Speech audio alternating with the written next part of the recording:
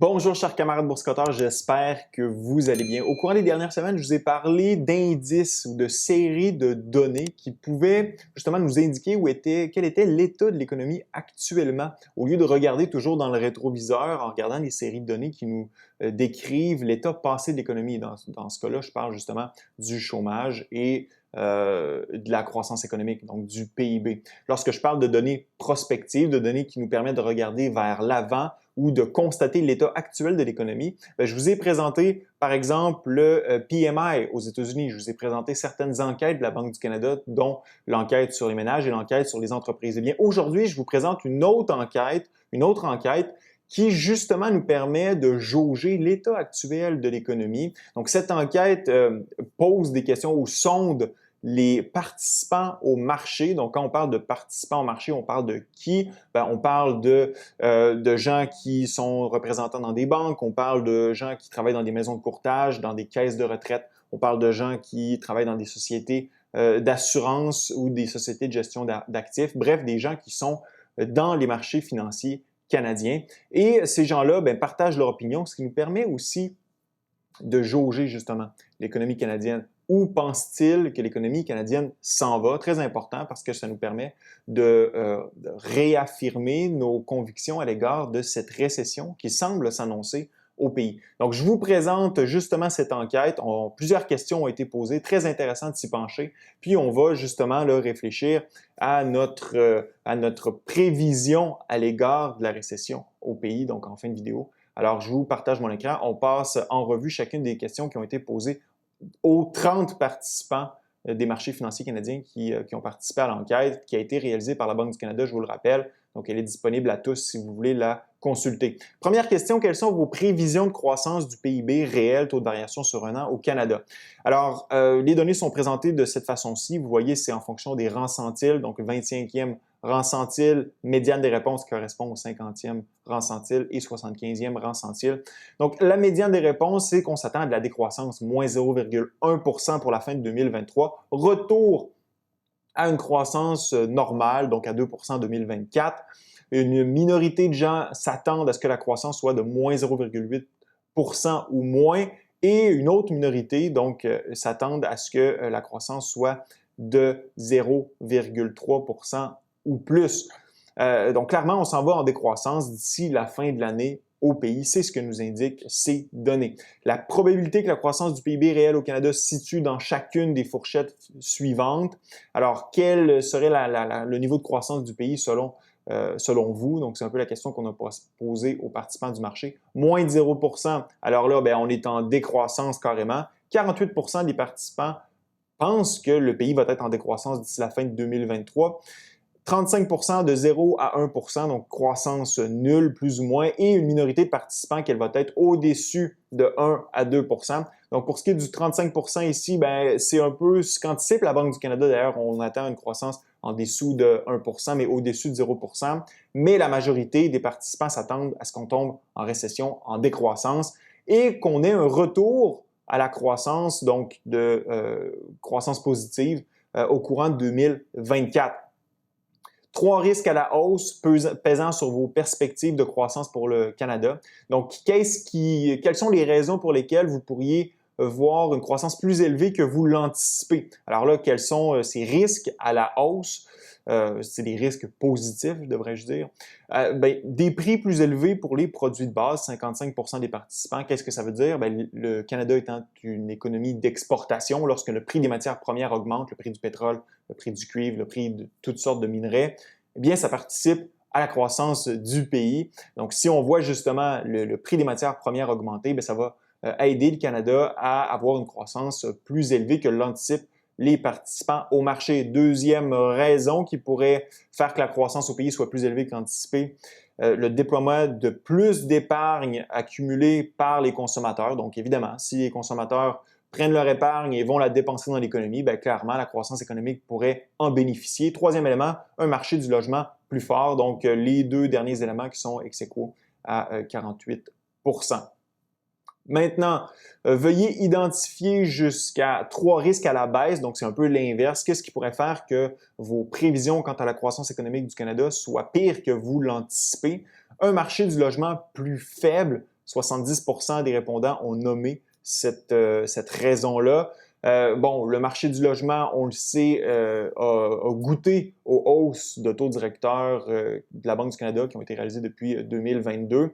Bien sûr, si le pays tombe en récession, est-ce que ça va être positif pour le marché du logement? Probablement pas. Au mieux, les prix du logement vont rester stables. Au pire, la baisse de prix va se continuer. Donc, clairement, ça risque justement de participer à peut-être ralentir l'économie plus que prévu, si tout dépendant de l'ampleur de la récession qui s'en vient. Resserrement des conditions financières. Alors là, si les banques prêtent moins d'argent, les consommateurs vont moins dépenser, ce qui fait que ça va ralentir l'économie plus qu'anticipé. Et troisième élément, resserrement de la politique monétaire, 51%. Si la Banque du Canada redémarre les hausses de taux directeurs, ce qu'on n'anticipe pas nécessairement, on va le voir un peu plus bas, bien ça pourrait encore une fois ralentir beaucoup plus que prévu l'économie canadienne. Comment décririez-vous le niveau actuel du PIB canadien par rapport à celui de la production potentielle? Donc, lorsqu'on analyse la croissance économique, on l'analyse toujours par rapport au potentiel de l'économie. Donc, si le capital humain et le capital physique disponible au Canada est utilisé à son plein potentiel, bien, quelle serait la croissance économique? Alors là, on veut savoir où on se trouve par rapport à ce potentiel. Est-ce qu'on est au-dessus ou en dessous? Eh bien, les participants au marché disent à 73% qu'on est au-dessus du potentiel de l'économie et c'est ce qui explique justement les hausses salariales très, très élevées, le taux de chômage hyper bas, parce que l'économie canadienne fonctionne à plein régime, même au-dessus de sa capacité, étant donné que la demande est trop élevée. C'est un peu ce qu'on nous dit à travers cette question-là. Prochaine question, quelle est la probabilité que l'économie canadienne soit en récession dans les délais suivants?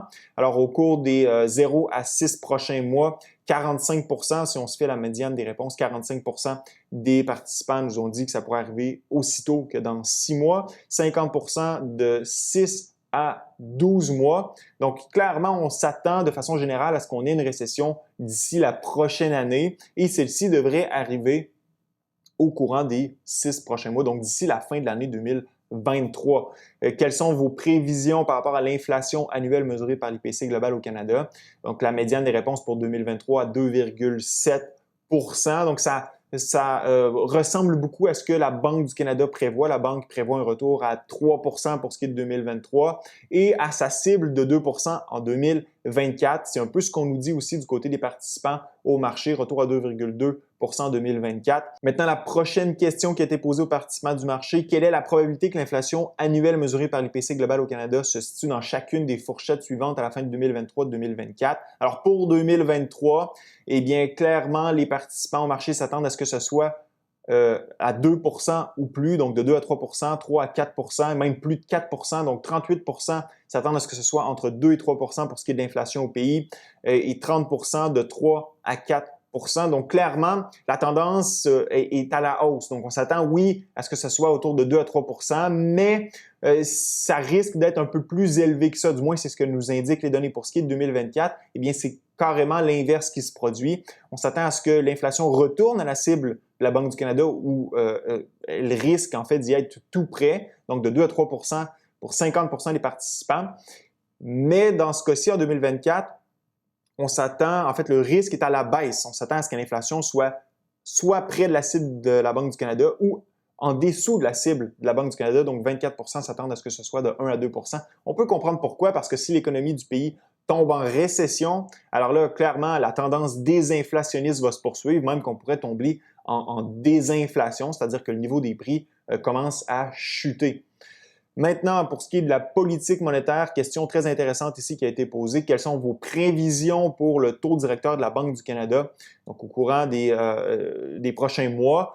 Pour ce qui est de 2023, ben là, clairement, là, c'est clair, tout le monde s'attend à ce que le taux directeur de la Banque du Canada reste stable jusqu'à la fin de l'année. En fait, les plus optimistes, donc 25e rang centile, s'attendent à ce que le taux tombe de 25 points de base à 4,5% en décembre.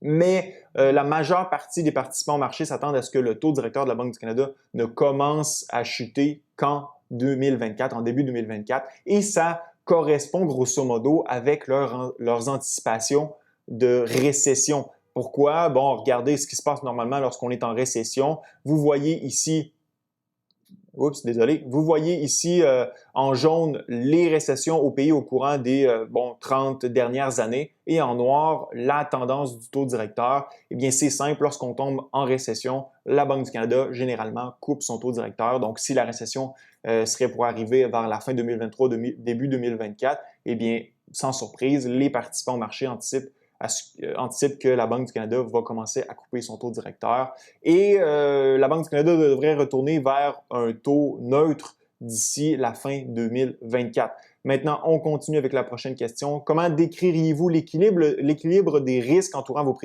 prévisions pour le taux directeur? Est-ce que les risques sont à la hausse, à la baisse, ou les risques sont neutres?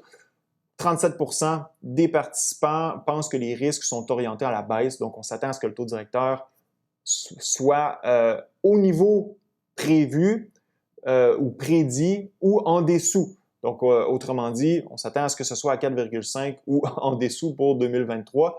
29 ou 30 des participants pensent que les risques sont largement équilibrés, donc essentiellement que ça devrait rester plus ou moins en ligne avec leurs prévisions.